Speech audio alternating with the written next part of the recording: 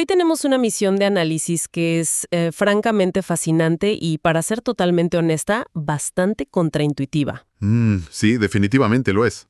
El objetivo de esta inmersión es explorar una perspectiva radical sobre cómo hacer frente a la era digital.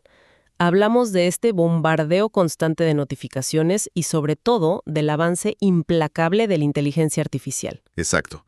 Y lo interesante es desde dónde lo vamos a abordar. Claro, porque la trampa aquí es que no vamos a hablar de regulaciones gubernamentales, ni de aprender a programar, ni de irnos a esconder una cueva sin internet. Para nada. Vamos a basarnos en un ensayo sumamente provocador escrito por Federico Martínez Galvis. El texto se titula Sobre el patinaje en medio de la era de la IA y la digitalización. Un título que ya de por sí genera mucha curiosidad. Totalmente. La premisa central es entender por qué ponerse unas botas con ruedas podría ser, hoy en día, y herramienta más poderosa para reconectar con nuestra esencia humana en un mundo que está dominado por pantallas y algoritmos predictivos. Es un contraste brutal. Bueno, vamos a desempacar esto. Porque, a primera vista, la conexión entre un deporte recreativo, que digamos la mayoría asocia con la infancia o con un domingo en el parque, y la supervivencia cognitiva frente a la tecnología, parece una locura. Suena una locura, sí. ¿Cómo pasamos de un pasatiempo analógico a una estrategia de resistencia mental? Es una premisa audaz, sin lugar a duda. Y para entender el peso real de esta idea, necesitamos dar un paso atrás y mirar un poco la historia evolutiva y tecnológica. Ajá. Lo fascinante aquí es el contraste histórico tan marcado. La idea básica de ponerle ruedas a los pies para desplazarse la conoció la humanidad a mediados de 1700 gracias a un inventor en Bélgica. 1700, o sea, hace muchísimo tiempo. Exacto. Fue un concepto mecánico que evolucionó con mucha lentitud, afinándose a través de los años, y que recién se patentó formalmente a comienzos de 1800. Desde ese momento nos han acompañado diferentes iteraciones del mismo concepto hasta llegar a los patines en línea actuales o los tradicionales de 4 ruedas. Los clásicos. Esos mismos. Ahora, pongamos esa invención puramente mecánica en la balanza frente a la crisis tecnológica actual. Tenemos, por un lado, una herramienta simple con siglos de antigüedad que depende por completo de la gravedad, la física y el equilibrio humano. ¿Y por el otro? Por otro lado, tenemos una red digital invisible, hiperconectada y omnipresente que amenaza con alterar fundamentalmente lo que significa ser humano. Claro. Es el choque definitivo entre dos eras: la revolución mecánica básica del cuerpo frente a la revolución invisible de la inteligencia artificial.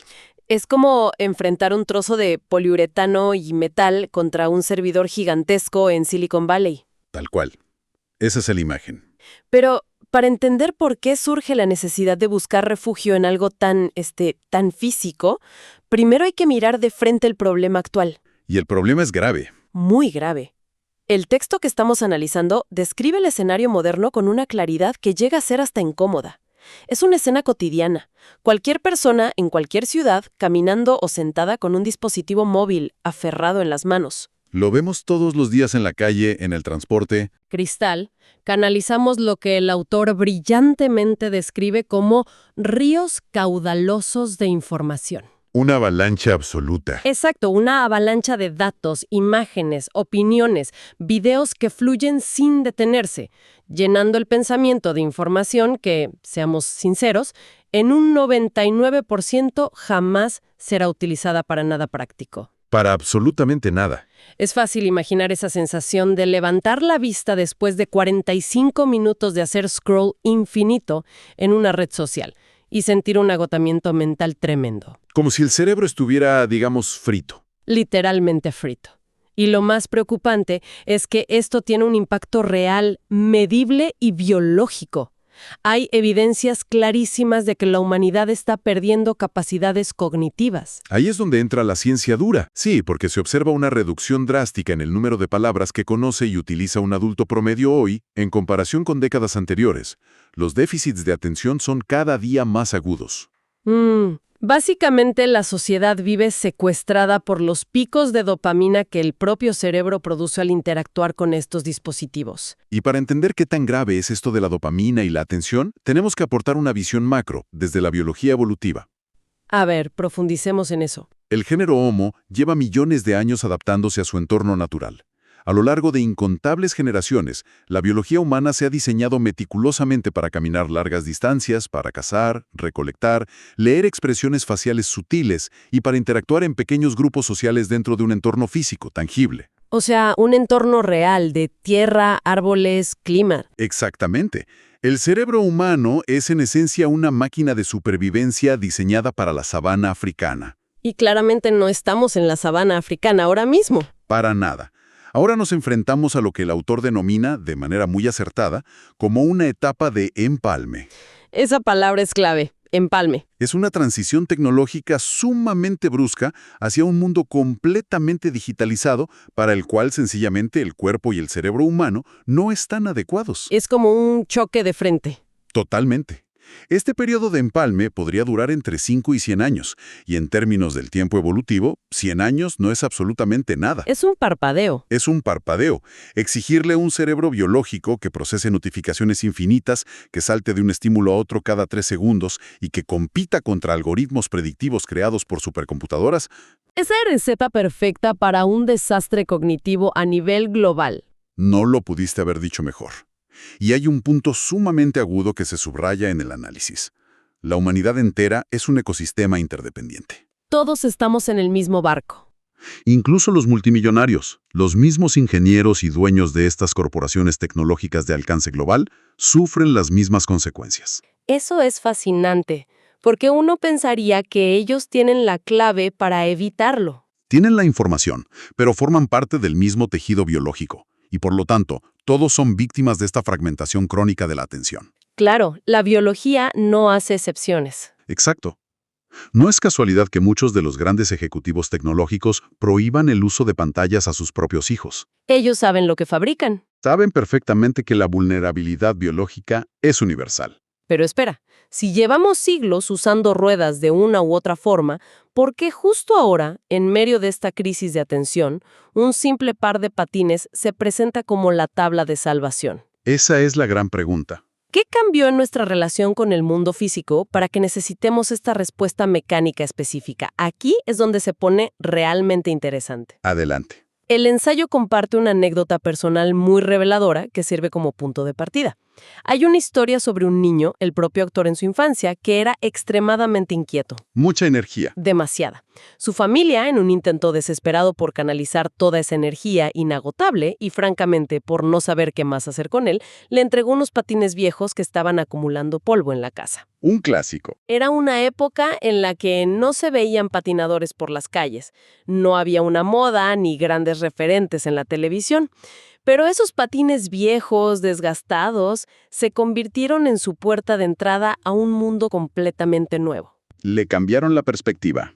Y lo que resulta verdaderamente mágico es la observación que hace hoy en día, ya como adulto, observando a las nuevas generaciones. Relata cómo, en la actualidad, a los niños pequeños les maravilla profundamente ver a alguien rodando a toda velocidad por la calle, esquivando obstáculos con fluidez. Se quedan boquiabiertos. ¡Exacto!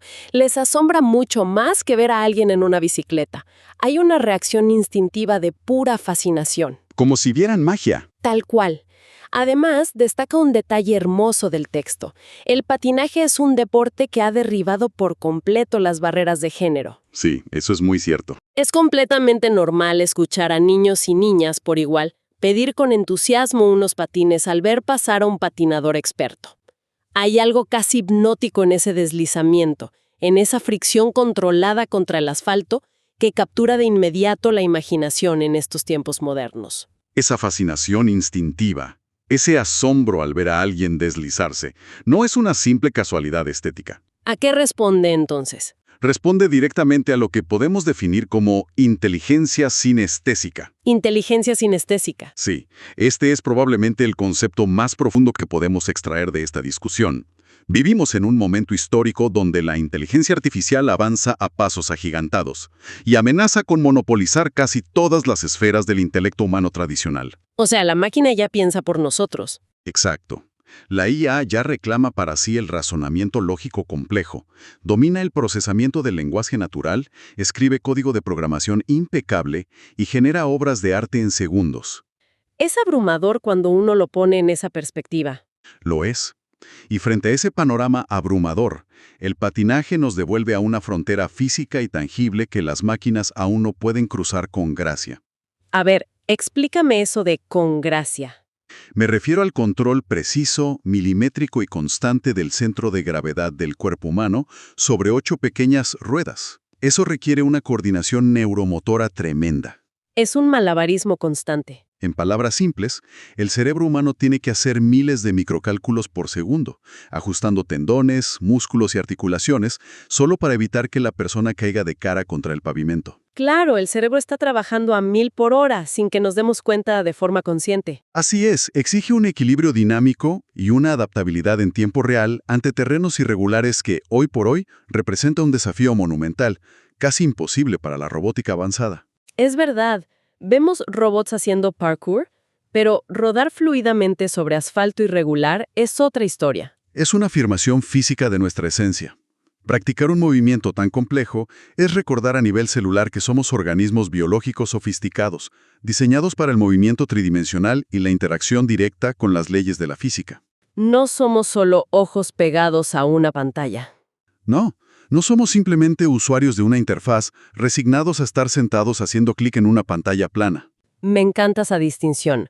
Organismos biológicos complejos versus simples usuarios de una interfaz. Es que esa es la dicotomía actual. Pero siendo abogada del diablo por un momento, si el objetivo principal es mover el cuerpo, combatir el sedentarismo y salir de las pantallas, la gente ya está haciendo cosas al respecto, ¿no? Claro, hay muchas formas de moverse. Vemos oleadas masivas de personas sumándose a la moda del running, o los gimnasios tradicionales que siempre están abarrotados de gente levantando pesas. ¿Por qué el patinaje específicamente supera estas otras tendencias? Hay razones de peso para eso. El texto detalla los beneficios físicos y anatómicamente marcando una diferencia crucial. Piensa en la diferencia anatómica al salir a correr. El impacto es brutal. Correr implica un impacto repetitivo, un golpe constante y fuerte contra el pavimento duro, donde las rodillas y los tobillos absorben toda esa vibración. Paso tras paso. Por el contrario, deslizarse sobre ruedas tiene un impacto infinitamente menor en las articulaciones. Es un movimiento más amable con el esqueleto. Para una sociedad moderna que se ha vuelto crónicamente sedentaria, donde la postura típica es estar encorvados frente a un escritorio, rodar es una forma intensa de activar el cuerpo sin castigar el esqueleto de forma destructiva. Totalmente de acuerdo. Además, no se trata solo de mover las piernas. Mantener el equilibrio sobre patines exige una activación constante y rigurosa de casi todos los grupos musculares. Especialmente el centro del cuerpo. Exacto. Requiere un uso particular e intenso del core, toda la zona media del cuerpo, que es absolutamente vital para mantener una postura erguida saludable. Ayuda muchísimo a corregir esa postura de oficina. Mejora el balance espacial de forma drástica y es un ejercicio cardiovascular excepcional, perfecto para moldear el cuerpo y quemar calorías. Si conectamos esto con el panorama general de nuestra crisis digital, los beneficios anatómicos y cardiovasculares, por excelentes que sean, resultan ser solo la punta del iceberg. Hay algo más profundo todavía. El verdadero valor incalculable de esta actividad en la era tecnológica reside en la psicología de la atención. Volvemos a la mente. Analicemos el entorno típico de un gimnasio en la actualidad. Es extremadamente fácil, y de hecho es la norma aceptada, ver a las personas profundamente distraídas con su teléfono móvil entre cada serie de ejercicios. Es la típica imagen. Alguien sentado en la máquina de pesas mirando la pantalla. Están físicamente en el gimnasio, pero cognitivamente siguen atrapados en la red. La atención sigue completamente fragmentada. ¿No hay una desconexión real? En el patinaje urbano, en cambio, sencillamente no hay espacio para la distracción tecnológica. Si sacas el celular, te matas. Básicamente, sacar el celular mientras se rueda a velocidad por la calle es una garantía de accidente. La mente y el cuerpo se ven forzados, por pura supervivencia, a fundirse en una sola tarea ininterrumpida. Es una concentración obligada. Y hay una observación muy sutil pero brillante sobre la mecánica de este deporte.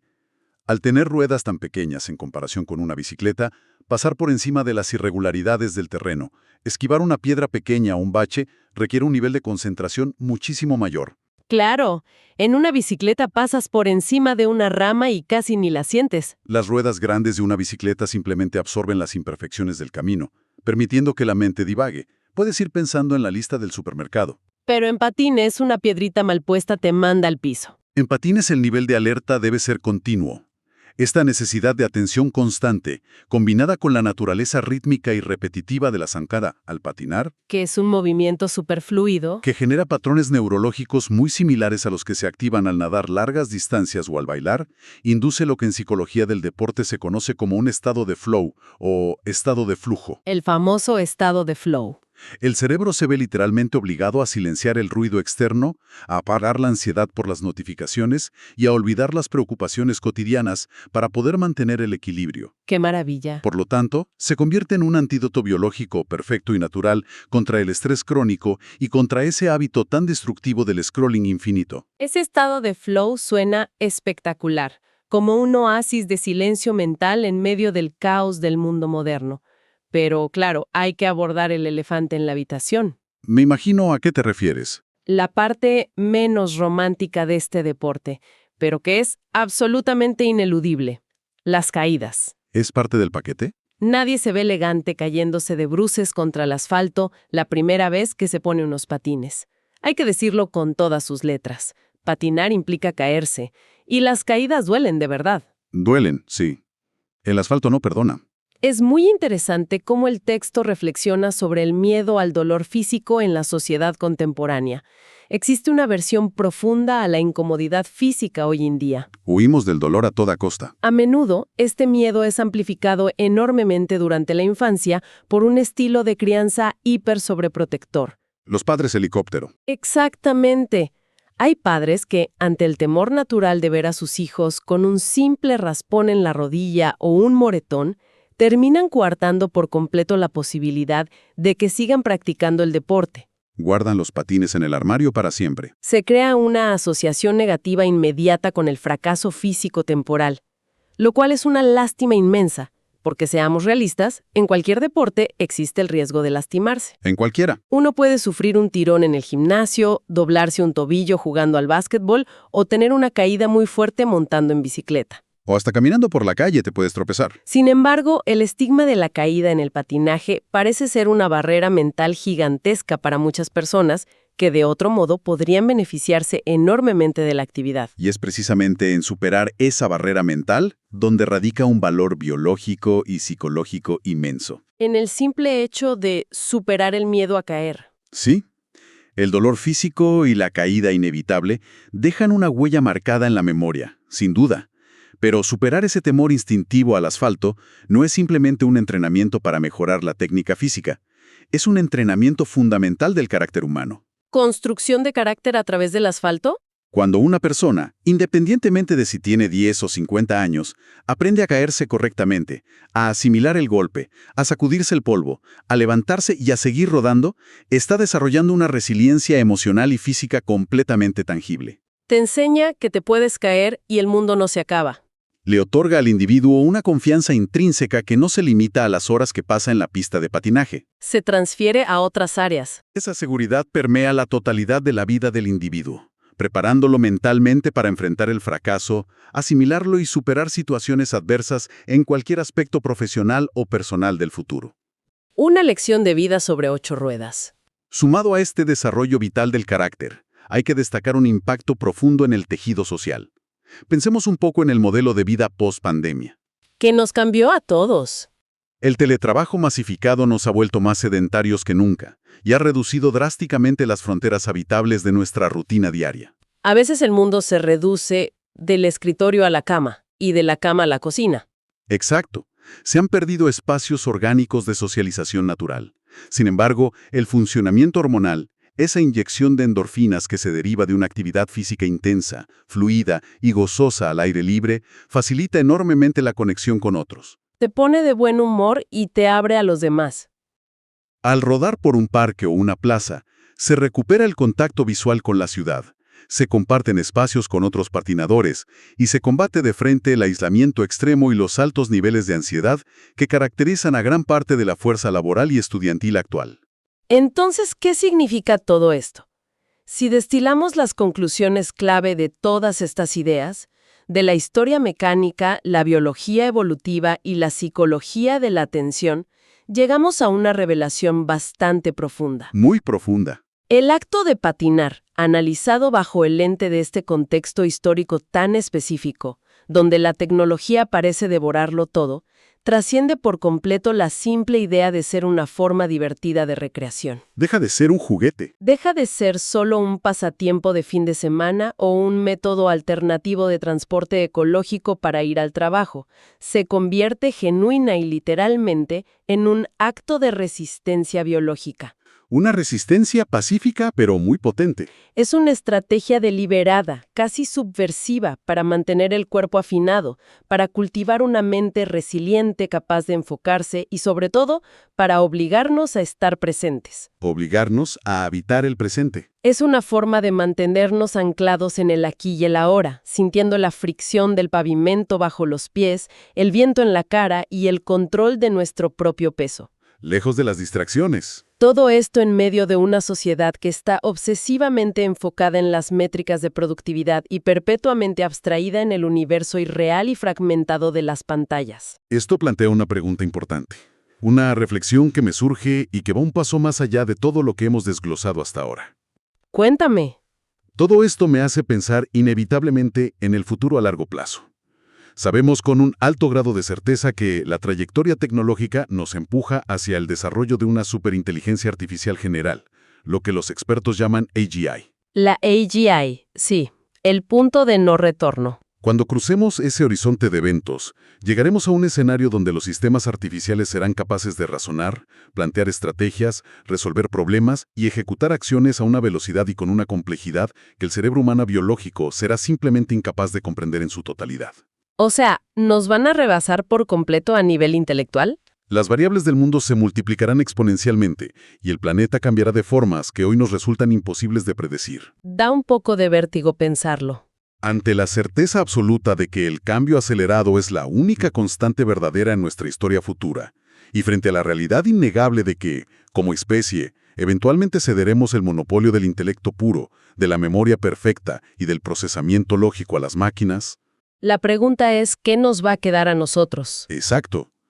Cabe preguntarnos, cuando el intelecto deje de ser nuestro rasgo distintivo principal, ¿qué nos queda verdaderamente nuestro? El cuerpo. Quizás el dominio absoluto de nuestro propio equilibrio físico, la inteligencia sinestésica pura, el simple y antiguo acto de rodar presentes, conscientes del cuerpo, del entorno y de la propia respiración, termine siendo el último y más íntimo refugio de la libertad humana. En un mundo donde la mente ha sido finalmente superada por la creación tecnológica. Así es. Es una imagen poderosísima para dejar resonando. La idea de que el equilibrio físico y el movimiento consciente puedan ser nuestra ancla de humanidad frente a un futuro hiperracional y artificial. Es un pensamiento que te invita a salir a la calle y simplemente moverte. Mantener la conciencia plena sobre el propio cuerpo, preservando nuestra conexión vital con la gravedad y el entorno físico que nos rodea, podría ser verdaderamente la clave para no perdernos por completo en el inmenso laberinto digital que nosotros mismos hemos construido. Completamente de acuerdo. Ha sido un viaje mental increíble explorar estas ideas. Agradecemos inmensamente que nos hayan acompañado en este análisis a fondo, navegando entre la biología, la tecnología y, sorprendentemente, las ruedas de poliuretano. Nos escuchamos en la próxima ocasión para seguir cuestionando el mundo que nos rodea.